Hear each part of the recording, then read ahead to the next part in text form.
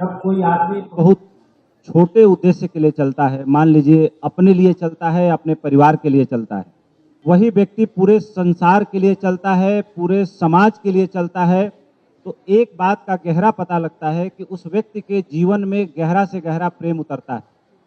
और गहरे से गहरा प्रेम तभी उतरता है जब उसके अंदर मानव मात्र के लिए कुछ करने का भाव होता है और वो अपने स्वार्थ से ऊपर उठा होता है।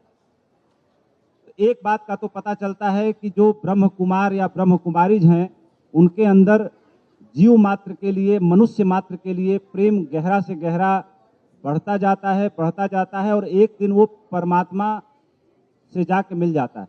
गहरा से गहरा प्रेम ही परमात्मा तक पहुंचा सकता है। दूसरी बात,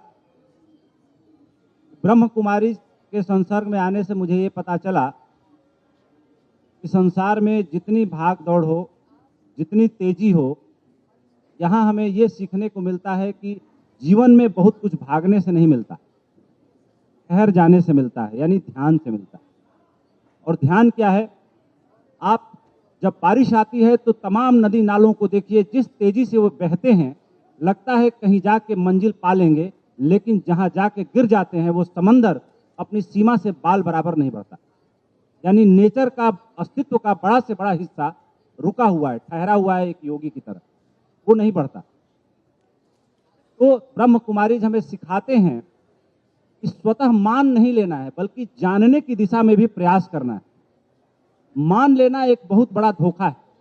और ये सारे जितनी पूजा पद्धतियां हैं, जितने सब तरीके हैं, कर्म कांड है, ये सिर्फ हमें ये सिखाते हैं कि मान लेना भर काफी है, जानने की दिशा में यात्रा नहीं करवाते। और जो जानने की दिशा में यात्रा नहीं करवाता, वो मनुष्यता को कहीं ना कहीं नपुंसकता की तरफ ढकेलता है। इसलिए भी ब्रह्म कुमारीज का मैं सम्मान करता हूं कि ध्यान के जरिए वो जानना सिखाते हैं, अपने अंदर उतरना सिखाते हैं, थोड़ा ठहरना सिखाते हैं, रुकना सिखाते हैं। रही बात, कुंभ मेले में हम लोग इकट्ठा हुए हैं, सनातन धर्म की बात हो रही है और धर्मों पर आजकल बहुत बहस हो रही है। मैं आपको बताना चाहूंगा कि सनातन धर्म और हिंदू धर्म, मैं मानता हूं कि हिंदू धर्म से उदार धर्म इस पृथ्वी पर कोई नहीं उतरा। हमने किसी मंसूर को, किसी फरीद को फांसी नहीं लगाई, हमने किसी ईसा को क्रूसिफाई नहीं किया, हमने किसी पर पत्थर नहीं फेंके। हाँ, ये जरूर है कि हमारे मन को थोड़ी हताशा निराशा हुई, कोई नया सेक्ट आ गया, संप्रदाय आ गया, कोई उपधर्म आ गया, लेकिन हमने किसी को फांसी पे नहीं चढ़ाया, हमने उसको गले लगाया, हमने उसको सम्मान दिया, असहमत रहते हुए भी उससे सहमति दिखाई। शंकराचार्य भगवान बुद्ध के बहुत विरोधी थे, लेकिन शंकराचार्य ने बुद्ध के बारे में जो विमर्श और जो टीकाएं लिखी हैं, शायद वैसा विरोधी स्वभाव का रहते हुए भी दूसरा किसी ने नहीं लिखा। और सनातन धर्म करीब करीब इतिहास के हिसाब से 11,000 साल पुराना धर्म है। और सनातन के सामने ये जितने धर्म पैदा हुए, चाहे वो बुद्ध धर्म हो, चाहे जैन धर्म हो, जो हमारी इसी पृथ्वी से पैदा हुए, इसी भारत भूमि से पैदा हुए, लेकिन इस्लाम को कहें तो 1400 साल पुराना धर्म है, ईसाई 2500 साल पुराना धर्म है, यहूदी जो है करीब करीब ऐसे ही 1600-1700 साल पुराना धर्म है, अरे 3000 साल पुराना धर्म है। ईसाई से भी पहले यहूदी थे, उन्होंने ही ईसा मसीह को क्रूसिफाई किया। ये सारे धर्म जो है स्वर्ग नरक की सीढ़ियों तक जाके फंस गए, लेकिन सिर्फ सनातन धर्म और हिंदू धर्म पूरी पृथ्वी पर एक बात करता है, वो है मोक्ष, जो जीवन के, स्वर्ग के, नरक के सारे दरवाजों के पार निकल जाने की बात करता है। यहाँ तक कि हमारे पुराणों में देवताओं ने भी ब्रह्मा विष्णु महेश से स्तुतियां की कि हे प्रभु हमें मोक्ष प्रदान करो, यानी मोक्ष देवताओं को भी दुर्लभ था, सुलभ नहीं था। तो ये सारे धर्म स्वर्ग नरक की सीढ़ियों तक जाके क्यों फंस गए? इसके पीछे एक गहरा कारण था, क्योंकि सनातन धर्म को जो समय की लंबाई और गहराई मिली इस भारत भूमि पर, वैसी समय की लंबाई और गहराई दूसरे धर्मों को नहीं मिली। दूसरे धर्म बहुत ऊपर ऊपर या ऊपरी स्तर पे जीवन की खोज में फंसे रहे और सनातन के सामने उन्होंने घुटने टेके। धर्मों का जितना उदय हुआ है, आप बहुत गहराई में जाके देखिए, वो सारे धर्म सनातन के ही हिस्से हैं। आज ये वक्फ की बात चल रही है कि वक्फ की जमीन कुंभ में है। अरे जब इस्लाम का ही जन्म नहीं हुआ था तब से कुंभ हो रहा है इस पृथ्वी पर, इस भारत में। तो कहने का मतलब है किसी का शेर है कि मैंने अभी उसको पढ़ा था, मैं आपको सुनाता हूँ, बड़ा अच्छा शेर है, कुंभ को लेकर के ही है। सिर पर टोपी गले में क्रॉस, लेकिन माथे पर तिलक रखता है।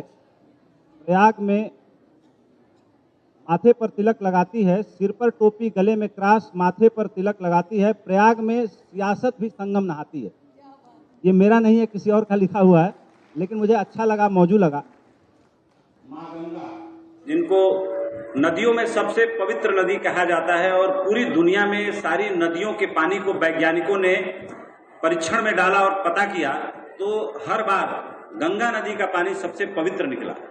तो आखिर सवाल ये उठता है कि पानी तो सभी है, लेकिन यही पानी पवित्र क्यों है?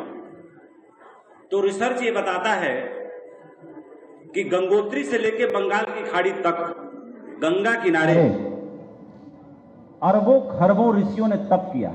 और पानी का एक स्वभाव होता है कि अगर यहाँ एक बड़े भगोने में पानी रखा जाए और हम सभी तेजी से कोई भी स्वर निकालें, पानी में तरंगे पैदा हो जाती हैं, यानी पानी बहुत जल्दी प्रभावित होता है, आच्छादित होता है।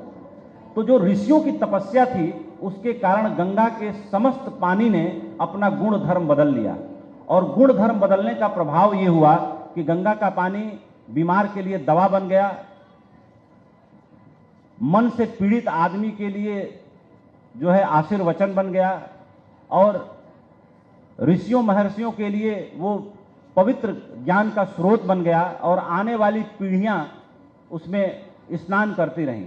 और जो एक पौराणिक कथा है कि समुद्र मंथन से जो अमृत निकला, उसका कुछ हिस्सा जहां जहां गिरा वहां वहां कुंभ लगता है। ये भी बात पौराणिक कहानियों के हिसाब से सत्य है, लेकिन इसका एक वैज्ञानिक पहलू भी है कि गंगा का पानी जहां पर 3 नदियां आके मिलती हैं, गंगा, यमुना और सरस्वती, वैसे नासिक में भी महाकुंभ लगता है, हरिद्वार में भी लगता है, उज्जैन में भी लगता है। इन सभी महाकुंभों का अपना अपना बड़ा गहरा महत्व है, लेकिन जो प्रयागराज का जो कुंभ है, प्रयागराज में जो कुंभ लगता है, उसका सबसे ज़्यादा सर्वाधिक महत्व है, क्योंकि माँ गंगा यहाँ पर 3 नदियों के साथ अपना मिलान करती हैं और ये इस जगह को सबसे पवित्र बनाती हैं। तो आज इस महाकुंभ में आप सभी पधारे हैं, हम भी यहाँ आए हैं, मुझे भी यह सौभाग्य मिला है इस सभा में आने का, ब्रह्म कुमारीज के बीच में आने का। एक बार पुनः आप सबका धन्यवाद, आभार यहाँ बुलाने के लिए, और मेरी बात को आपने ध्यान से सुना, इसके लिए मैं अनुग्रहित हूँ, दिल से आभारी हूँ। जय हिंद।